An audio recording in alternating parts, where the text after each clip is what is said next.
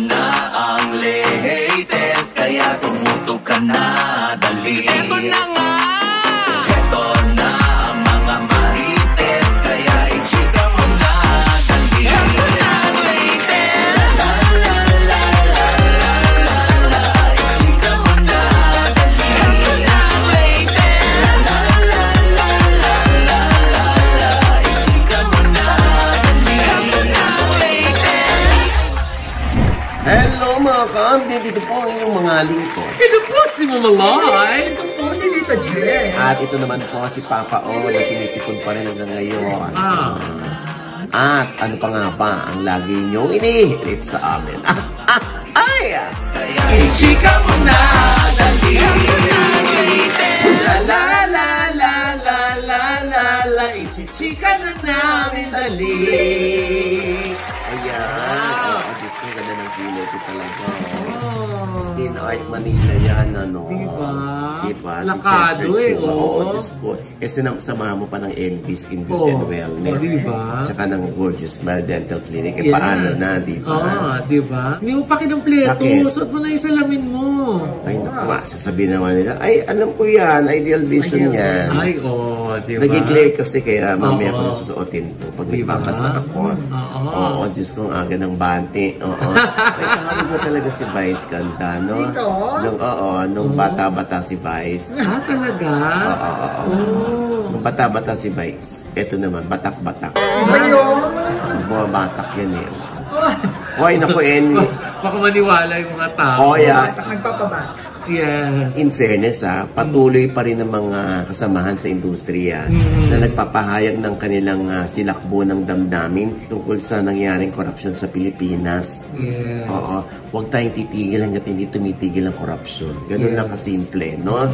Oo. At saka mas importante nga na, ang dami na ngayon nagsasabi, ibalik yung pera. Oo. Andyan pa yan, oh. Andyan pa yan, oo. Pwede pa natin mabawi. Uy, si Saldi ko, ha? Tinakpan na yung bahay sa Valiverde. Kung naka-gift wrap daw, kanino raw iregalo yun.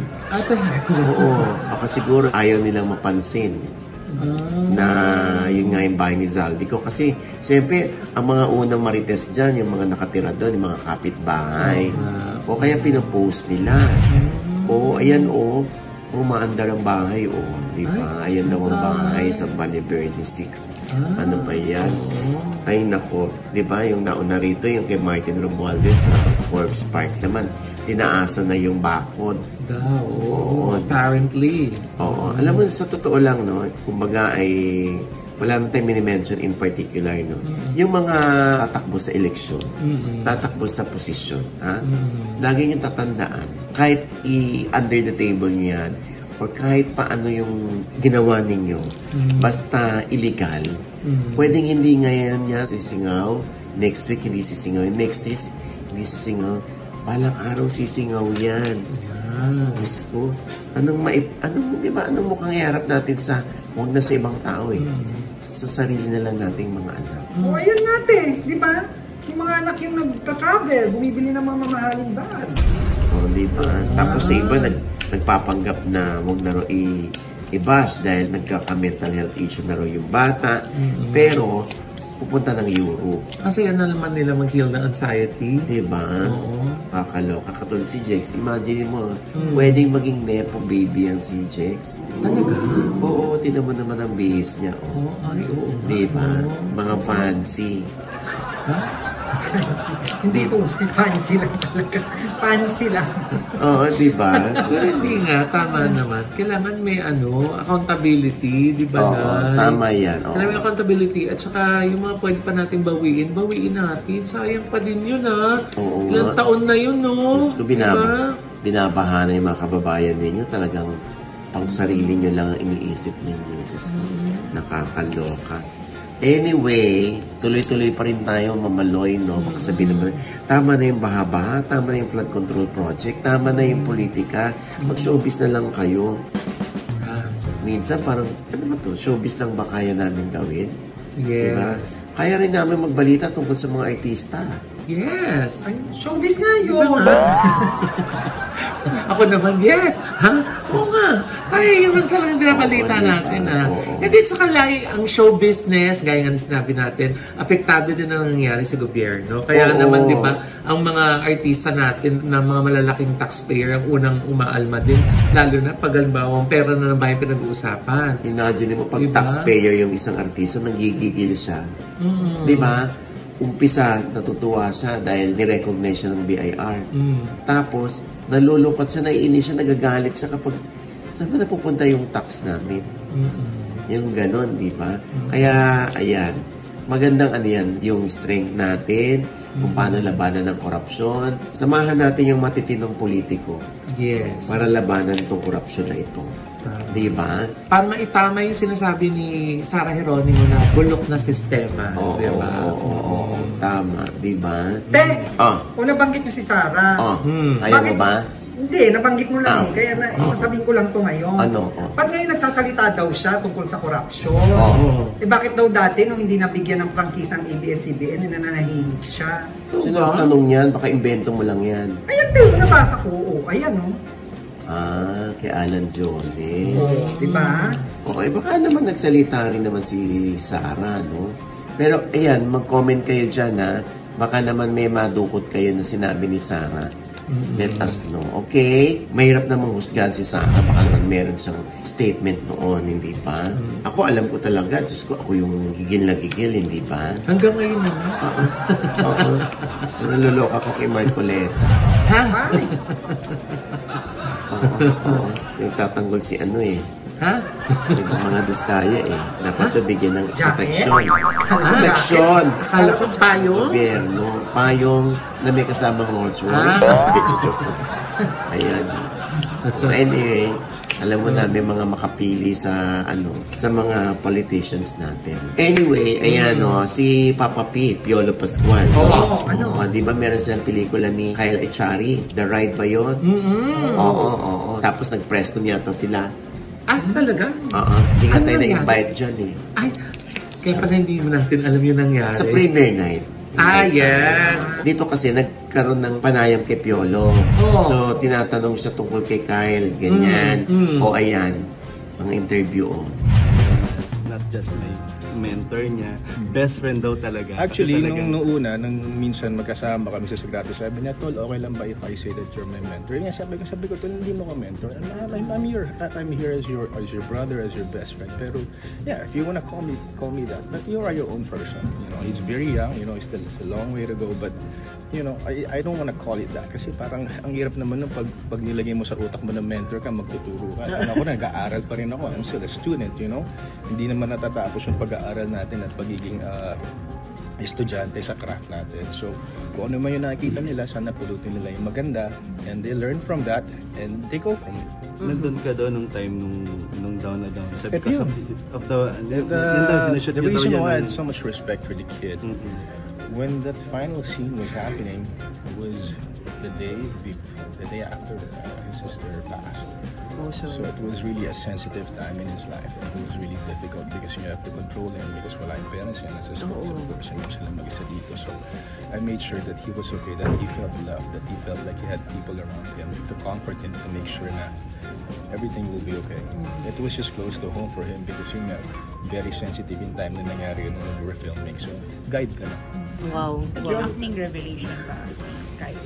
Wala naman kasi akong expectations na kahit kasi kasama ko Pero ang sa akin, ang maganda doon sa bata is that yung willingness niya na maging open, hindi maging mayabang, but open to new learnings. And syempre, sa edad mo ngayon talagang lahat bago ka So ito, bago yung role, bago yung kasama mo. So nakikinig naman siya at madaling matuto at nakita mo naman napaka-raw. Yun ang maganda pag yung kasama mo, you're on the same page and you know the intention of what you're doing and you give it your best. Ay, siguro na kaya nila tinatanong yan kasi di ba yung iba binibigyan ng mali siya, yung kay Kyle tsaka kay Papa P. Correct. Kasi di ba minsan meron din sila mga biru-biruan. Mga harutan nila. Na parang feeling na, ano ba itong si Kyle masyadong komportable? May mga ganon. Para bang nakalimutan na raw ni Kyle ang kanilang age gap. Oo. Pero sinabi na rin yan ni Kyle sa isang interview, di ba, na Parang yung kapatid si Papa P. Oo, di ba nga, sinabi na nga ni Piolo can you be my mentor? Sabi ni Kyle sa kanya. Pwede naman siya best friend, buddy, di ba? Yeah. Ay, alam mo naman ng mga tao, hindi ba? 1 plus 1 equals 2. Alam mo na, di ba? Tsaka sa tagal nila na din nagkasama din sa serye. Oo. Di ba? Sa Pamilya Sagrado. Oo, di ba? Oo. Kaya madalas sila yung magka-eksena. Oo. Diba? At mag-ama sila doon. Yes. Doon sila naging mag-close.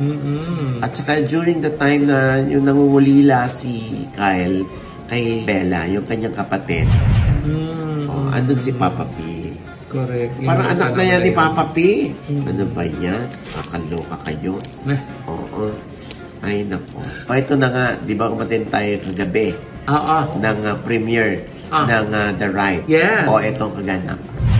Eto na nga, Mamaloy, no? Umatin tayo sa premiere night ng pelikulang The Ride starring Piolo Pascual at Kyle Echari sa SM North Ed sa The Block last September 23. Kahit walang tigil yung ulan, ay all-out support pa rin ang ibang kaibigang artista sa mga bida ng pelikulang umabot lamang ng 1 hour and 8 minutes ang running time. Sa bilis nga ng mga pangyayari at sa mga eksena, grabe. 2 beses ako napamura Nagulat ako Nandyan din to give support si Inang Maricel Soriano, Joshua Garcia, RC Muñoz, Bel Mariano, River Joseph, Maha Salvador, at iba pang hindi natin nabanggit. Pero alam nyo bang umiyak si Kyle kasi nga naalala niya ang kanyang sister na si Bella na namatay sa sakit na cancer. May isang eksena rito sa ending na todo ang kanyang iyak dahil ito nga pala yung panahon na nabalitaan niyang may cancer ang kanyang kapatid. Ito ang sabi ni Kyle, na overwhelmed pa dahil nga pinalakpakan ang kanilang pelikula after the screening at puring-puri ang mga tao sa kanyang acting. The whole time we were shooting, I found, like probably days before I found out about the movie, I found out that my sister had cancer. Oo. So, kaya naibigay mo doon lahat. Yeah, it's just like my, my parting gift to her, I guess. That's the word that I can say. I don't know. Sobrang puno ako ng emotion ngayon. So, how you wish katabi mo yung sister mo habang pinanonood yung kuya niya? Honestly, I don't just wish. I know that she's next to me. Everything I do, she's there. So, sana nagtuwa siya sa napanood niya. I hope she's happy and everything I do is for her now. So, yeah. Ayan, good luck Papa P and Kyle. Yes. At ang kinikin po natin, bumalik na po tayo sa sinehan. Oo nga. Ay matakot, ang sarap-sarap manood sa sine. Oo nga, yung cinema experience dapat ang experience natin. Diba? Para naman po sumiglang industry at marami pa pong pelikula ang magawa. Diba? Kasi syempre, pag lagi na lang walang nanonood, paano po gaganahan yung mga producer na mag-produce, diba? Correct, diba? Katulad nito, na-misinterpret din. Ang alin? Si Claudine Barreto. Bakit? Ano kinalaman niya kay Kyle Echari? Hindi. Kasi nga, binabash si Claudine. Parang ginagamit daw niya si Rico Yan. Ipatay na si Rico Yan. Parang nag-i-illusion daw si Claudine dahil masyado niya sinisiksik sa mga yan ang sarili niya. Kasi nga, di ba? Saan ba galing ito, Loy? Ayun nga, nag-post kasi si Miss Claudine na ngayon nga daw siya ay Claudine Barreto yan. Hindi bilang daughter-in-law, kundi bilang honorary daughter ni Mami Sita. Para diba? Yung mga kapatid niya, si Tina, saka si Geraldine. Yes, oo. Yun. Tapos, binabash na si Claudine. Ang sabi naman ni Claudine, hindi naman siyang nag-ano si Mami Sita ang nagturing sa kanyang parang anak. Yun nga, sinend sa atin ni Claudine, yung convo nila ni Mami Sita bilang patunay na hindi siya nag-iimbento. Basahin mo na yung kay Mami Sita yan na message niya kay Claudine. Yeah, ito na, nasa sulat. Basa. Good morning, dearest. Thank you for your voice message. Yes, I have thought things through and I would like to treat you as my daughter. Can't wait for us to see each other. I love you, Claudine. Diba? Doon ang gagaling. Sobrang close na sila Diba? Kaya hayaan yun na. Diyos ko, happiness ni Claudine yun at happiness ni Mami Sita. Tama. Di ba? Sino naman makakapagbigay ng happiness nila pareho, di ba? Kung naibibigay naman nila yun sa isa't isa. So, hayaan na natin. Tsaka sigurado naman na iniisip ni Mami Sita, masaya din si Rico kung magkakagayon, di ba? Diyos ko, bigla ko na naman naalala si Rico kung gaano kami ka-close niyan. Yeah. Si Rico, grabe. Baka naman inalok ka din ni Mami Sita maging daughter dati, ha?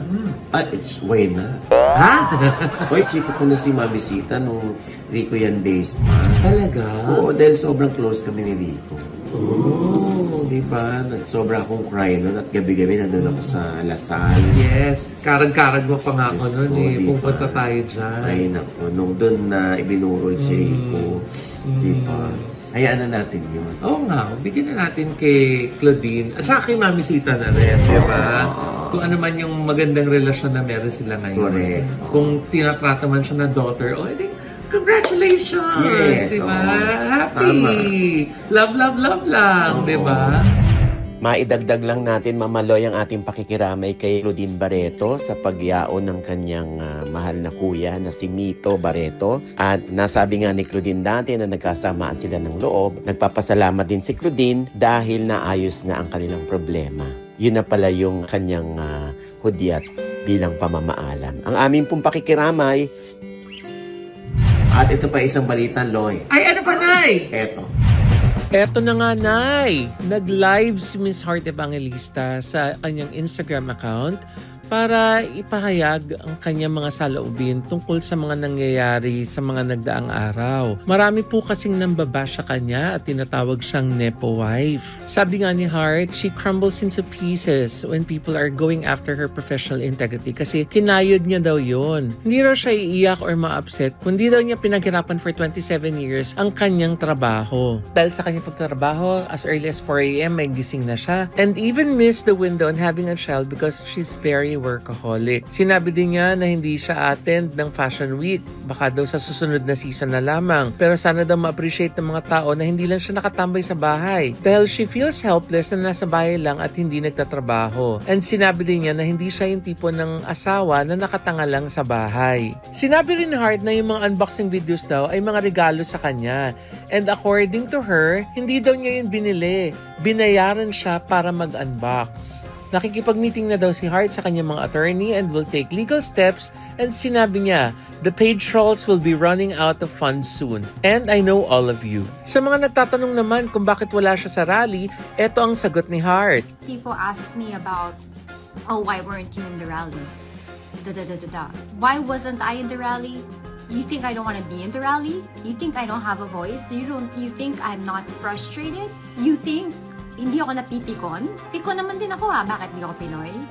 I'm not in the rally is because you said, a lot of people said, na huhubaran niyo ako kung pupunta ako sa rally. How cruel can you be? What did I do? Huhubaran niyo ako sa rally? I have nothing but be a hard-working citizen. I have complied. Ayun. And with that, mga kaibigan, ito po ang inyong mga lingkod. Ito po si Mamaloy, manunod pa sa mga hindi pa namin subscriber. Please subscribe now na. Click lang yung subscribe button na nandiyan sa ibaba. At kung naibigan niyo po yung ating episode ngayon, meron kayong komento sa lahat namin chika. Comment below, click like button. Huwag kalimutang i-click ang notification bell. Dahil pag i-click nyo kayo kung naman manonotify na meron kaming latest update. At syempre pa, kanya-kanya namin yung channel. Yes, sana manood at mag-subscribe po kayo sa YouTube channel ko. That's Mamaloy. M-A-M-A-L-O-I. Nandiyan pa rin po yung vlog namin ni Mrena. At yung mga ikakasal po dyan, ako, this weekend na po, September 27 and 28, ang Wedding Expo Philippines. Magkita-kita po tayo this weekend dahil may booth po ang La Vida Events ni Mamaloy dyan. For registration po, visit www.teamsandmotives.com. See you po! Ayan, yes, Jex. At sa Nita Jex channel, andyan pa rin po ang aking birthday budol vlog. Panoorin nyo po. Hindi pa rin tapos. Yes! Mantlong to, no? Pasalamatan ko lang, te. Ang N-Transition TH, ang Bryrexel, at ang Deluxe pa Massage and Wellness. Thank you po. Yeah. Anyway, ayan, syempre, ang How to Get Away from My Toxic Family, ha? Yes! Andiyan kami ni Mamaloy para sa mga kayong manood, ha? dyan sa US of A. Yes. Okay? Sa September 27, wala kami dyan. Nasa New York pero sold out na yung tickets. Oo. At sa October 18, nasa Colorado kami. Yes. Yes, para samahan kayo, ha? Para may fiesta pala doon, ano? Oo. Ayan ang phone number, no? Kung gusto nyo bumili ng tickets. Okay? Yes. At syempre sa 25 naman, sa October 25, nasa Honolulu, Hawaii kami. Yes. Oo. At abangan ninyo, wala pang poster yung iba, no? Susunod na yan. Sa November 7 naman, yes, nasa Decari Theater naman sa Canada. Wow! Social. Ang How to Get Away. Ayan, yan yung for tickets. Ayan po, tawagan ninyo, ha? Yes. Tawagan ninyo yan para makapanood kayo at magkita-kita tayo dyan. Okay? Sa November 8 naman, sa Bytown Cinema. Yun. Oo, ha? Ayan. Ang saya sa November. Sa Ottawa. Oh. Oo, ha? Ayan, ha? Oo, Ottawa. Tawa? Oo, ayan, ha? Sa November 8, yan. Ayan po yung tickets. Bili po kayo ng tickets. Nandyan din kami. Makikinood kami sa inyo, okay? Ayan, o. Pwede kayo mag-email, okay? At syempre, abangan ninyo yung sa Montreal, sa Quebec screening. Wow! Yan. Sa Ottawa screening, kay Mr. Phil Caballes of Piak.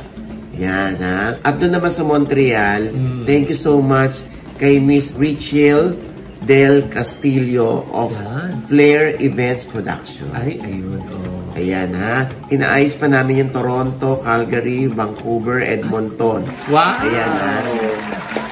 Yan, inaayos pa po yan. Siyempre, September 27 sa New York, sponsor dyan ng ating kumaring si Maring Rose Santos ng White House Care! Siyempre para sa mga NCLEX passers po dyan na nais magtrabaho sa New York. Nako, eto na po ang golden opportunity po ninyo. I-message nyo lang po sila sa kanilang mga social media accounts or i-email nyo po sila directly. O, ayun po yung kanilang email address. Tumasagot po sila agad-agad. Nako. Oo, ayan. At siyempre, sa September 27 naman, yan, si J Heart Music and the band sa District 1. Ha? Yan. Ay, for tickets, ayan po ang number. Tawag po kayo, okay? Yes. District 1 po sa BGC yan. Yung mga dati na nakanood na, yung pwede pa manood kasi nag-iiba lagi ng repertoire Yes. si every Yes. show, di ba? Oo, So baka akala nyo ba, ay napanood ko na eh. Ay, hindi. Bago to. Siyempre, Diba? Oo. Tapos kami ni Loy, abangan nyo sa Germany. Ah, yeah! Yeah. Siyempre, ang producer natin dyan, si Maureen Weisenberger. Wow! Meron din siyang parang envy doon. Ay, taray! Oo, See you diba? po! Ayan, Ma'am Maureen, thank you so much sa pag-aalaga mo kay Marisa Sanchez. Thank you po. Okay, at syempre ang aking panayam pa rin kay Kiko Bersaga at kay Clyde Vivas. Ayan, ha? At syempre, ito po uli yung lingkod, Papa Usinochi Diaz, na lagi nagsasabi at nagpapaalala sa inyo. Sa tuwing gigising po tayo tuwing umaga, huwag na huwag po tayong makakalimot, ha? Na magpasalamat sa Panginoon dahil tayo kanyang ginising. Ibig sabihin, may mission pa rin po tayo sa buhay. Sabay sabi, every gising is a blessing! At ano pa nga bang lagi niyong inihirit sa amin? Ay! Ichika mo na, dali! La la la la la la la la. Ichika mo na, dali! La la la la la la la la. Ichika mo na, dali! Bakit?